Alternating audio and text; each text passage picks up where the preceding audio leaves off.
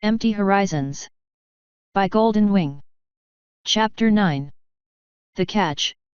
Rarity was sitting on a cushion by Twilight's bedside, a half-ignored book levitating before her. The Count of Monte Cristo was an old favorite of hers, a tale full of sweeping emotion and yearning romance, and she'd been ecstatic when Mr. Rich had shown it off to her during a walk through one of his several reliquaries. An original print, he had said, preserved in an iron lockbox within the wreckage of an ancient equestrian vessel. She hadn't been so crude as to take the weathered book itself, but had been quick to have a servant fetch her a reprinted copy from the local library. She was finding it hard to focus on the words, however.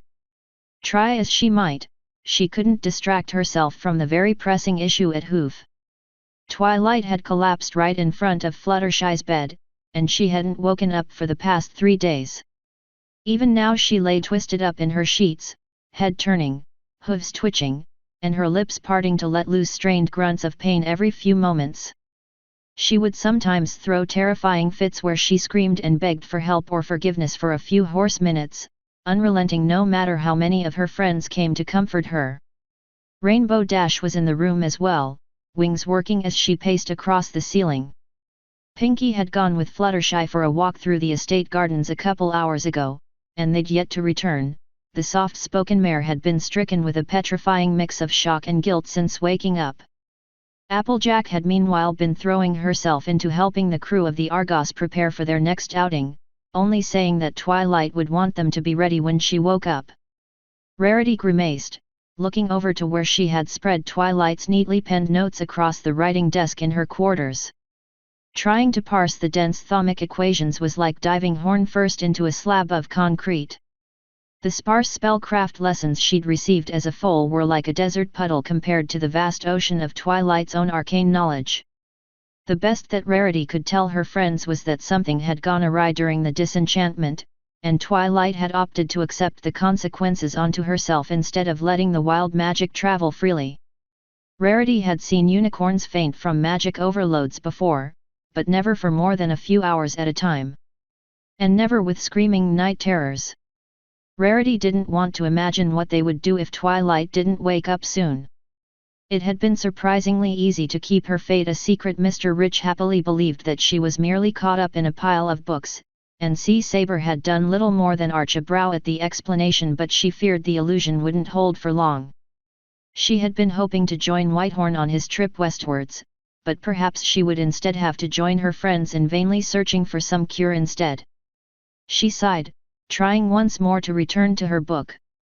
There was nothing to do but wait, and to hope. It was no good. She was so distracted by the situation that she didn't even notice the silence until Rainbow Dash spoke up. "Hey, do you hear that?" she said. Rarity looked up, seeing that Rainbow had stopped her aerial pacing and was now hovering stationary beside the bed. "Hear what, darling?" "Twilight. She's quiet." Rarity scrambled to her hooves as properly as she could, letting her book fall to the ground. Now that she was paying attention, she came to the same realization.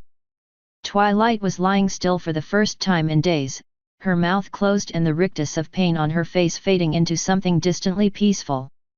"Twilight," Rarity said, taking a few hopeful steps closer.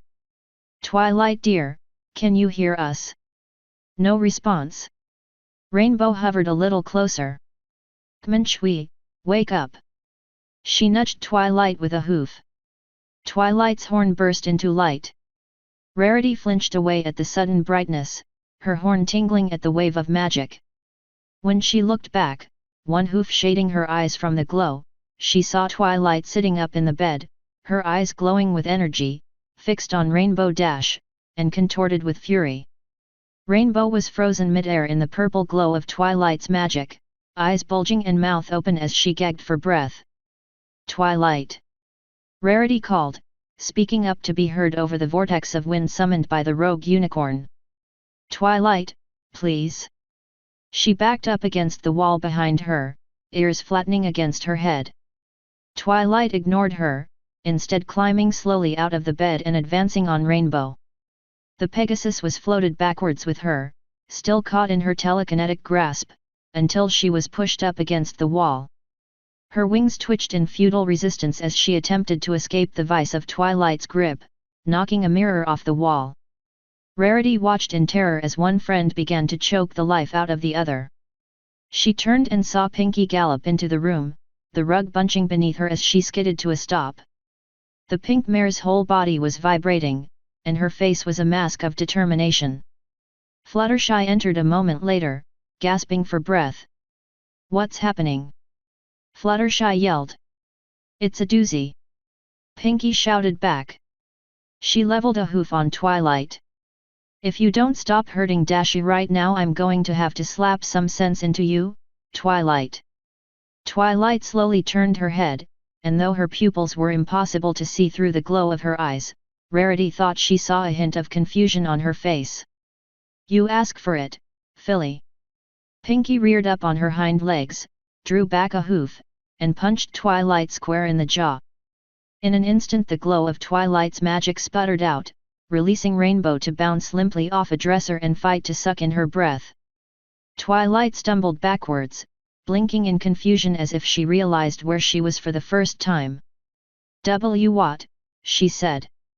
"What happened?" Rainbow was already on her hooves, leaning against the wall as her chest heaved. She watched Twilight with wide eyes. I need to stretch my wings," she mumbled, before staggering out of the room. Rarity approached Twilight, who had sat down heavily against the bed, and laid a hoof gingerly against her shoulder. "Are you quite all right, dear?" Twilight looked up to her, tears already welling in her eyes. She broke down into ragged sobs, leaning into Rarity's embrace. I'm sorry. I don't know what came over me, it was so." The words fell apart into incoherent ramblings, and so Rarity simply ran a hoof through her stricken friend's mane, making soft, comforting sounds into her ear like a mother comforting her foal. She looked plaintively to Pinky and Fluttershy for assistance. Fluttershy kept a wary distance, but Pinky bounced up to Twilight's side as if she had already forgotten what had happened. Together they held her until she could cry no more. "We don't have any time to waste, girls. I told you, I'm fine." The clearly skeptical looks of her friends sparked a flame of ire in Twilight's mind. She shook her head, dislodging the irrational anger. "They're right to worry about me. I might have crippled Rainbow Dash or worse." Applejack's concerned frown showed no more sign of fading than it had for the last hour. "I just don't know, Sugar Cube. Y'all can't go from faintin' to screamin' in your sleep for 3 days to roughen up your friends just like that and still say why all rewrite as an apple in a pie." "Applejack is right, dear," Rarity said. "You know that you overwork yourself sometimes. A few days rest might do you well." Twilight's horn lit as she grabbed an apple off the pile of fruit she'd assembled before herself and bit into it irritably. Unlike Fluttershy, she had woken from her sleep with the ravenous hunger and parched lips of 3 days without sustenance, and a great deal of her discipline at the moment was focused on not shoveling the food down her throat all at once. She and her friends were all seated at the mutual dining table in the shared suite that Mr. Rich had lent them, sparing only Rainbow Dash. The Pegasus had bolted the instant Twilight had let her go, and there hadn't been any sign of her last night. The empty seat stared her down like a shouted accusation of betrayal. Twilight swallowed and took a deep breath, forcing herself to smile. "It was just the magic that I took in from Fluttershy working through my system. It's all done with now, I promise." Really? She hadn't told them about the terrifying nightmare she'd been trapped in for those 3 days, or the alien sense of hatred that had overcome her when she'd woken up. She dared not let her friends know about either, lest they grow even more insistent in her resting. "I need to get out there. I can't fail Equestria any more than I already have." Fluttershy had ducked lower in her seat at the mention of her name. Shy as she had been before, she was now practically mute even around her friends. Still, it was obvious that she blamed herself for what had happened. Pinky pulled Twilight into a sideways hug, shaking her gently. "Come in, Twilight. It couldn't hurt to laze around and relax for a couple days. Look, look, she pulled out a scroll, holding it in front of Twilight. With a flick of her hoof it popped open, unrolling far further than it seemed it should have. What's this, Pinky? Twilight frowned down at the foolish drawings and haphazard, multicolor scribblings. Pinky was moving it around far too much for her to get any sense on what was written there. Plans for my congratulations on breaking the curse on Fluttershy and then eating it, and also welcome back Rainbow Dash Party, Day. Pinky said. Oh, and also for my the party never stops first party after the apocalypse party, but that one has kind of become more of a sideshow now. Twilight couldn't help but snort amusedly as Pinky rolled the scroll up and stashed it in her mane. Okay, how about a compromise? I still haven't had time to draw up plans for our next expedition, and you all know how much stacks of paper, thick-bound historical tomes, and complex planning help me relax. It will take me a few days to get everything organized. If there's no other incidents by then, will you let me leave? Sounds good to me. Pinky said, reappearing in her chair. There was the sound of a party horn being blown from somewhere unseen, and confetti rained down on the table. Just don't be a frowny face when the party drops. Applejack kept her gaze fixed on Twilight. I suppose I can't fault y'all for wantin' to get back into it. I sure as hey don't like sittin' on my rump when there's a job that needs doin'. Just take care of yourself first, Twilight, ya hear? Twilight nodded, her smile growing genuine. Of course. I understand that you're worried about me, and I appreciate it. I'm glad we could come to an agreement. Fluttershy let out a barely audible noise of assent. She had hardly been vocal in the debate in the first place, but Twilight still gave her a gracious smile. She turned to Rarity expectantly. Rarity dipped her head. As long as you know your own limits, darling. Heavens knows I'd like to avoid another incident. Has Enipony seen Rainbow Dash, by the way? She'll be fine, Applejack said. That mare's been through a lot, she probably just needs to zip around a bit, nap on a few clouds, and clear her mind.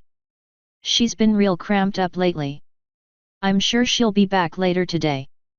I should hope so, Rarity said. I would like to bid her adieu when I leave for my trip. Twilight looked up from the neat little stack of apple cores she was arranging in front of her. What trip? Shucks, Chwee, Applejack said. I reckon with all that's been goin' on we ain't even had time to tell y'all yet. It's nothing major, darling. Rarity waved a hoof and tossed her mane. Pinky and I were just going on a sojourn to Altera. It's another city, to the west of here. Twilight frowned.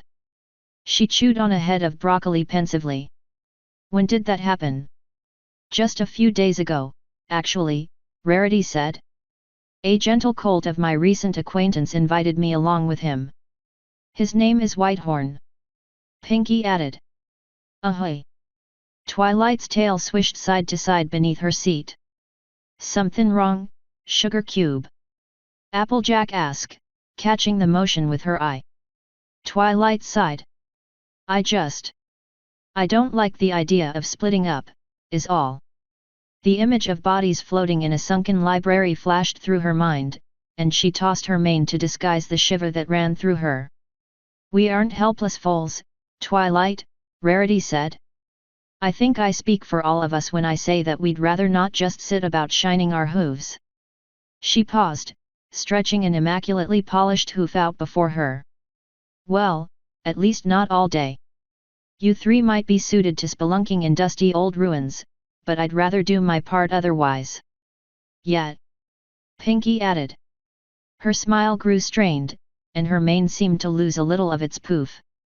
I'm not like a super-duper big fan of that, either. Twilight decided to ignore the incredibly incorrect use of the word dusty, instead gesturing to the room around her. Why can't you do that here? Mr. Rich has given us these rooms, and bits. Isn't that enough? It's not just about bits, dear, Rarity said. You have to know where to put them.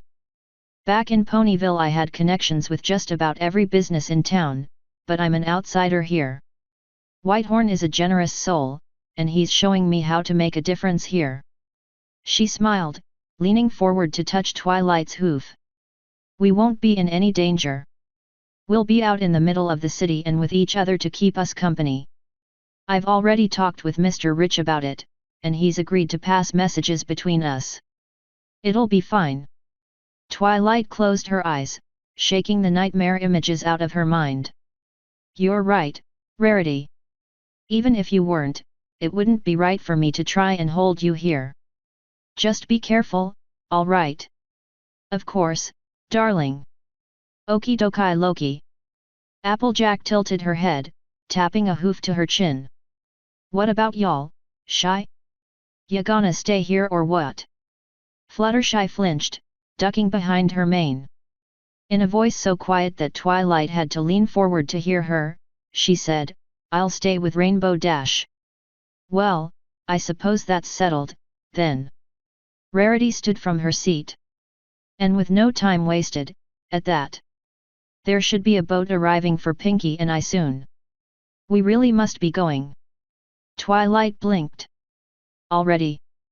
To be quite honest, dear, I was just about to call it off when you woke, Rarity said. It was quite a relief, once everyone calmed down. Pinky had also left her seat, though Twilight hadn't seen her do it. She bounced in place a few times, grinning. Oh, I'm so excited I can barely wait. I hope every pony likes my boarding party. See you later, girls. With that she zipped out of the room, leaving a small, confetti-laden draft in her wake.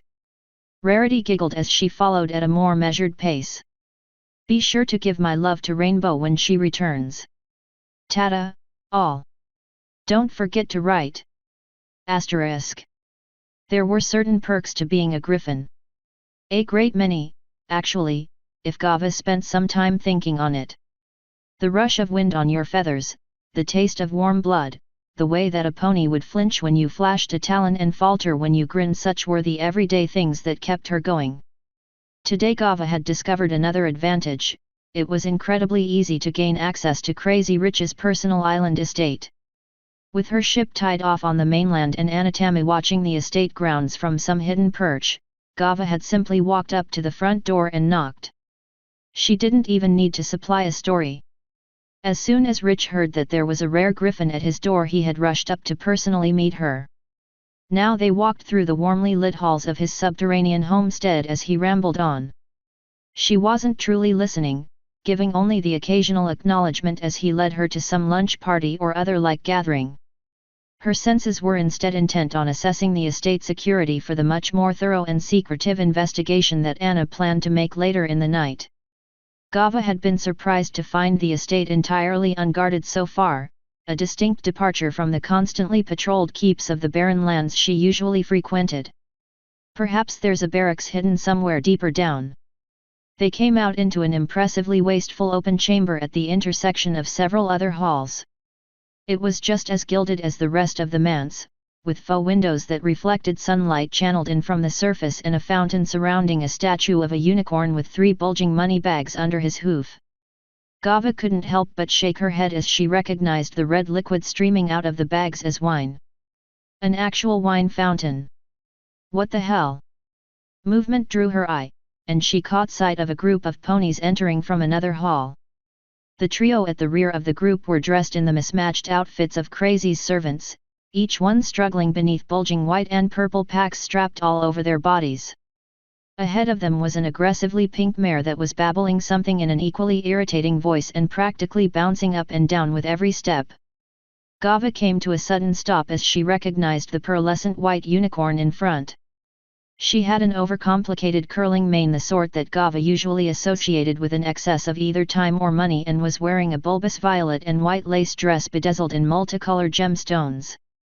Well, isn't that just my luck? Oh. Is something wrong, my friend? Mr. Rich asked, looking back. He had stopped a few steps ahead of her. Gava dipped her head towards the approaching group. Is that Countess Rarity? Ah, you've heard of her, have you? Rich asked, his voice laced with smug satisfaction. How about a chat, then? Lady Rarity. What have you enchanted my poor servants into now? When Gava looked back, the pink pony seemed to have disappeared. Lady Rarity was already heading their way, a smile on her face. Haven't I told you, crazy? I was leaving on my trip today, she said. For a brief moment Gava couldn't help but frown, but she quickly recovered her mask of indifference. Leaving? Ah, was that today? Celestia, how time has flown since I took you in. Rich said, taking the hoof that Lady Rarity extended. Tell me, have you ever met a griffin before? He gestured towards Gava as if presenting a gift, beaming. Let me introduce you to Gava. One rarity meets another, as it were. Gava clacked her beak together. Most ponies didn't recognize it as an expression of irritation. Our numbers might have fallen, but we're no weaker for it. I've heard much about you, Countess. Lady Rarity dipped her head cordially. A pleasure to make your acquaintance, darling. Hi. I'm Pinkie Pie. Gava practically jumped out of her feathers, her talons scoring deep scratches in the wood paneling as they tightened. She looked to the side and suddenly found herself beak to muzzle with the pink one. Wah, hello? Who? Pinkie Pie. Pinkie repeated. She bounced over to Lady Rarity's side, wearing a ridiculously goofy smile. It's nice to meet you. Gava ruffled her feathers. I suppose you're the Countess Hoof Maiden. Rich chuckled, waving a hoof. Actually, Miss Pie here is another of the gifted that I rescued from the ruins of old Canterlot. Ah! Gava offered the mare a curt nod. Things will be hard enough as is, even with them all in one place, and now they're splitting up? She briefly considered pouncing right then and there, but promptly dismissed the idea. Normally she would be confident in her ability to quickly dispatch a half-dozen soft-furred ponies, but the gifted were still too unknown. Lady Rarity might even be able to defeat her alone, just by virtue of the powerful telekinesis and spell-casting abilities she was rumored to possess. As for Pinkie, well, it had been at least a decade since a pony had snuck up on her. She put on a false smile. So, you're going on a trip? Indeed we are, darling. Rarity said. Pinkie and I are heading out on a friend's yacht in just a couple hours. She offered a quick curtsy. As such, I'm afraid we haven't the time to chat any longer. A pleasure to meet you, Gava. Adieu, crazy. See you later, guys. Pinkie said, already bouncing along in Lady Rarity's wake. Be sure to look out for the party invitations. Gava followed them with her eyes as they stepped out of the room, the luggage-laden servants struggling along behind. She couldn't help but swish her lion's tail against the floor a few times as her mind raced. It was like watching a huge bag of bits walk away. What was that about a party, she asked, still looking at the door they had left through. I'm not exactly sure, Rich said. He started walking again, in practically the opposite direction. Miss Pie is apparently renowned for throwing parties, though, so I'm sure it'll be grand when she has it all ready. I'll be sure to get an invitation your way if you'd like. Gava sighed, following behind him. She would have to hope that Anna handled the opportunity better. That's all right. I'm not much for parties. She put the encounter out of her mind for the next 2 hours as they joined up with a gaggle of minor officials and merchant emissaries. There was nothing she could do about it, so she instead focused on her original objective. Rich led the group around the halls like a colt leading along a flock of pigeons with bread crumbs, letting them stop only long enough to wonder in awe before he remembered some other room or trinket to show off. After nearly every statement it seemed he would ask Gava's opinion, and she would come up with some trite comment to satisfy the crowd. All the while she was intent on constructing a mental map of the estate and searching for any further signs of the mysterious gifted that had supposedly been pulled right from the ground. Once she finally extracted herself from the group, she was forced to admit defeat with regards to her original purpose in visiting the estate. The servant that she eventually asked to lead her back to the front door kept glancing back fearfully as Gava quietly smoldered behind her.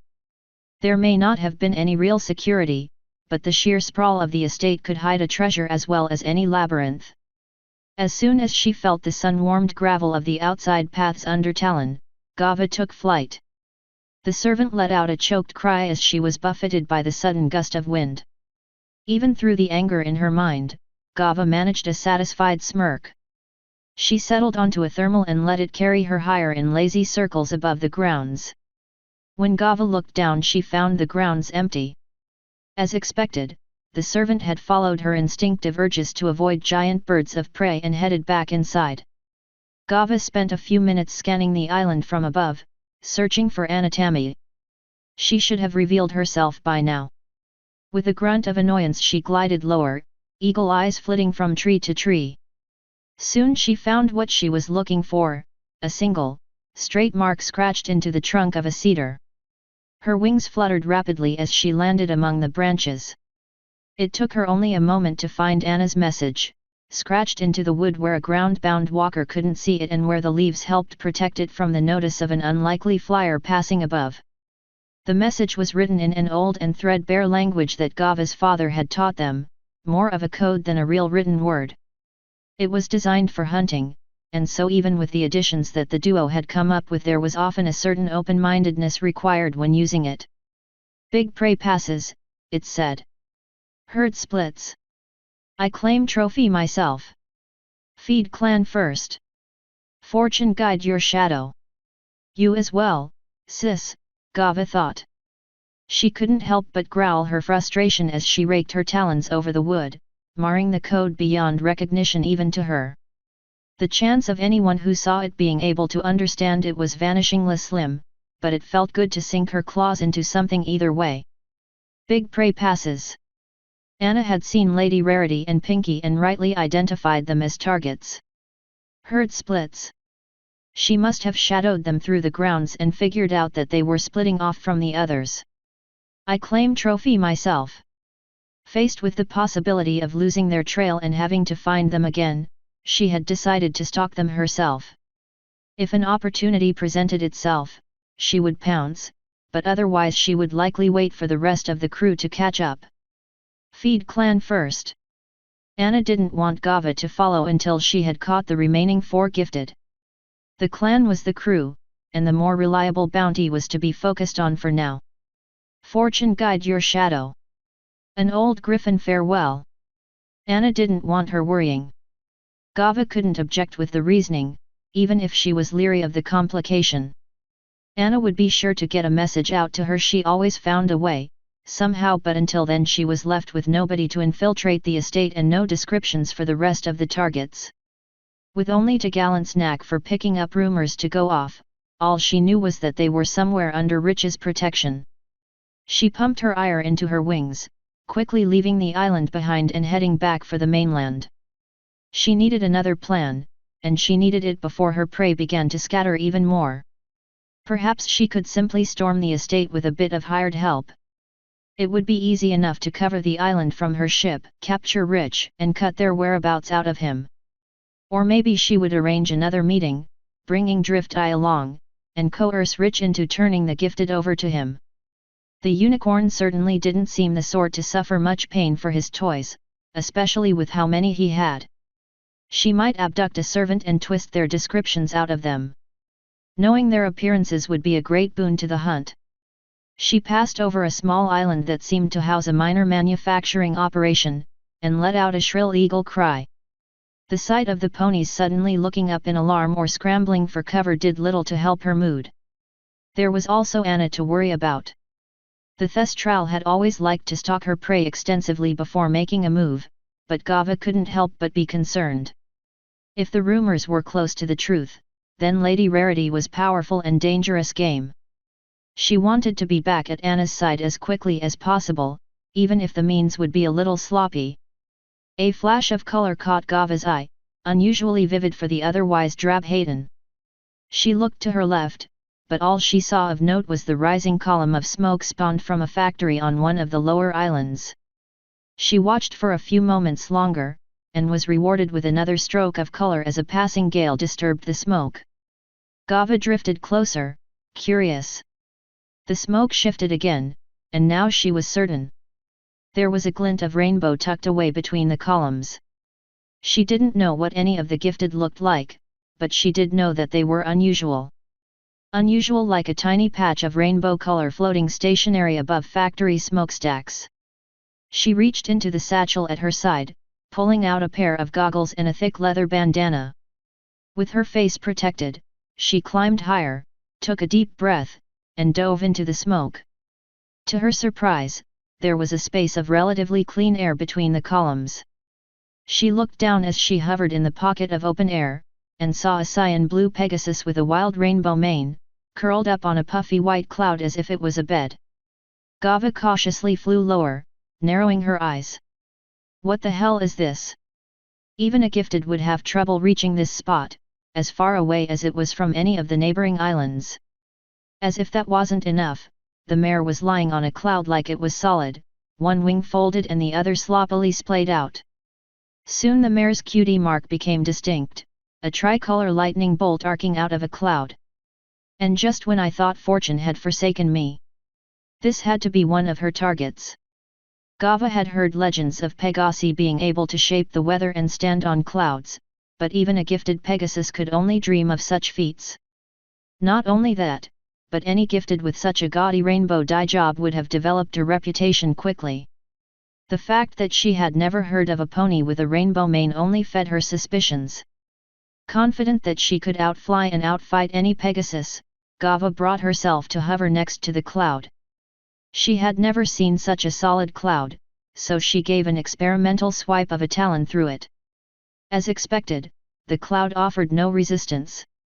Let's get this show started, then. Gava cleared her throat. Hey, wake up! The mare didn't show any sign of hearing her through her obnoxious snoring, so Gava flicked her on the muzzle with her tail. Ow, hey! The mare swatted at Gava's tail with a hoof, opening her eyes to reveal fiery cerise eyes. What do you want? Gava cocked her head. She wasn't used to unfamiliar ponies regarding her with much beyond a wary respect. Now that she thought of it, Lady Rarity and Pinky had hardly seemed cautious of her either. She pointed a talon at the mare's mane. I just saw that crazy dye job of yours and had to take a closer look. Excuse me. The mare straightened up, wings flaring. She jabbed a hoof at her head. This is all natural, thank you. Gava pretended not to hear her, leaning in closer. By the winds, who the hell did that? Those lines look so natural. Back off, chump, the mare said, shoving her away with a hoof. I'm really not in the mood for this, all right. Gava chuckled, carefully bottling up the surge of fury at the shove. She would use that later. Sorry, I've just never seen a pony with a mane like that before. And gifted, at that. I'm surprised I haven't heard of you. The mare snorted. That'll change soon enough, trust me. The name's Rainbow Dash, and I'm the fastest flyer in Equestria. Gava grinned. I'm Gava, and I know all the good flyers around here. She prodded Rainbow's chest with a talon. So why haven't I heard of you then, hey? Rainbow snarled, batting the claw away. Because I've been missing for bucking centuries, I don't know. I don't even feel like racing, just leave me alone. Centuries? Gava asked innocently. Just a bit more proof, first. Are you one of those frauds that Rich says he dug up from some puddle or something? It's real. Rainbow snarled. Just about every pony I ever knew is dead, and one of my best friends nearly killed me. Now leave me alone. Yes, I think that's more than good enough. How about no? She lunged, barreling headfirst into Rainbow's chest and locking her talons together behind her back. Rainbow let out a strangled irk, as she was pulled off of the cloud, her wings beating wildly in an attempt to escape.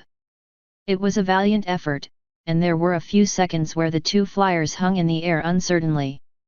Then Gava reached out with her larger wings, pinning Rainbow's to her sides, and they began to fall. "Ack, get off!" Rainbow yelled. "We're gonna crash!" Gava's beak stretched into a predatory grin as the wind began to pick up in her ears. Hooves beat against her back, but her prey wasn't able to get the leverage for any kind of significant blow.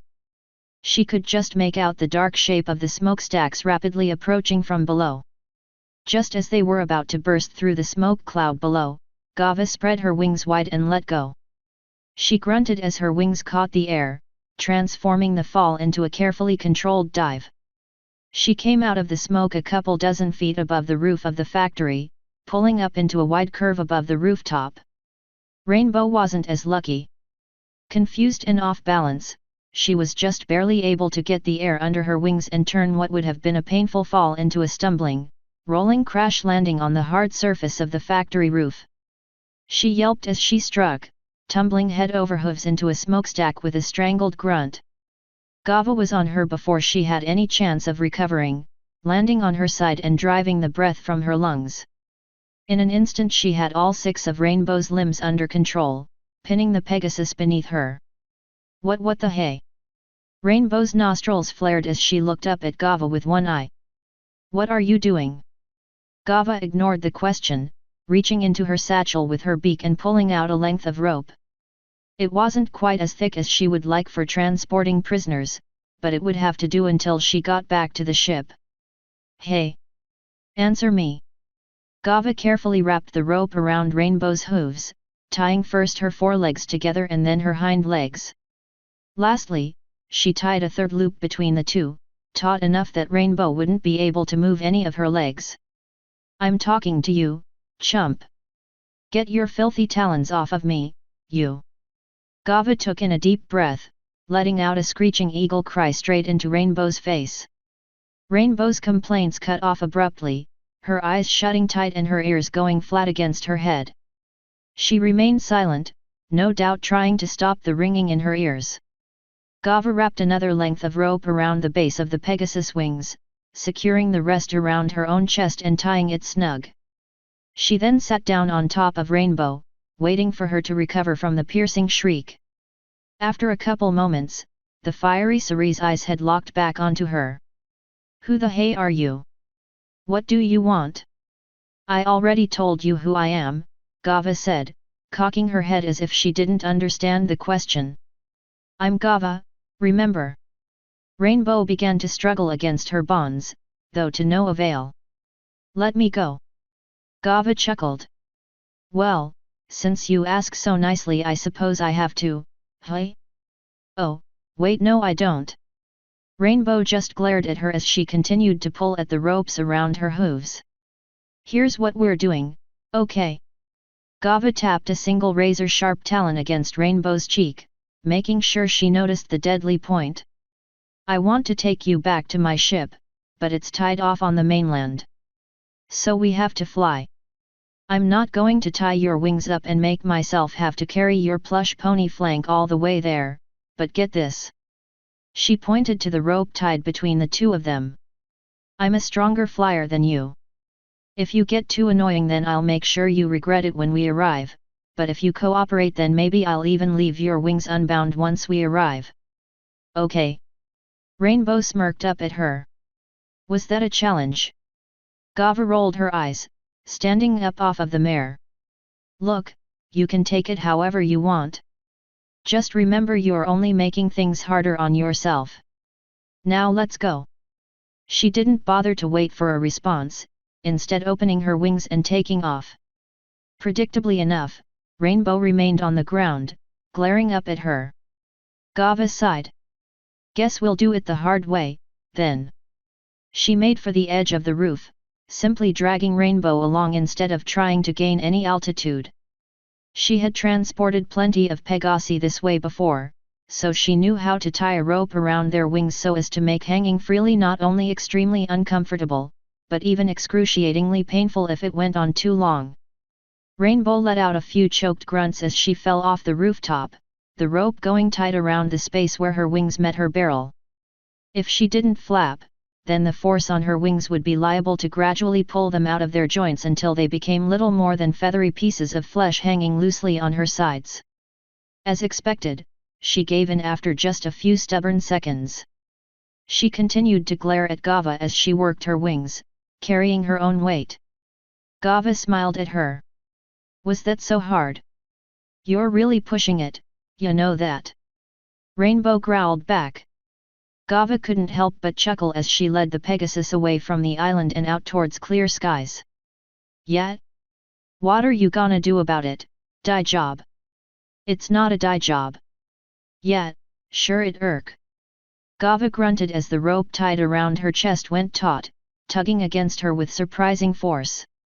She turned to look back at Rainbow, who was flapping energetically away from her in an attempt to escape. Stop that! No. Gava flapped harder, equalizing the force until the two of them came to a stop in the air, each pulling against the other. Just give it up, die job. Rainbow let out a guttural scream. It's not a die job. She began to fly circles around her, still tugging on the rope. What the hell do you think you're doing? Gava asked, turning in place to avoid getting tangled in the rope. You gonna try and make me dizzy or something?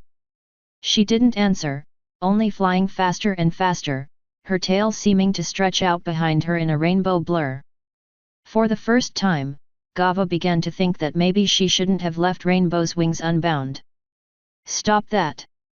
She lashed out with her talons, hoping to cripple a wing, but the Pegasus seemed to effortlessly dance just out of her reach. Still she flew in circles, the vortex left in her wake starting to tug at Gava's feathers. I'm warning you! She lunged out again, and again her talons sliced through empty air. The vortex was growing beyond what Gava thought possible from mere flight. The air seemed to be shifting around her, flocking to Rainbow's wings and spawning powerful winds. Gava was beginning to have trouble keeping steady.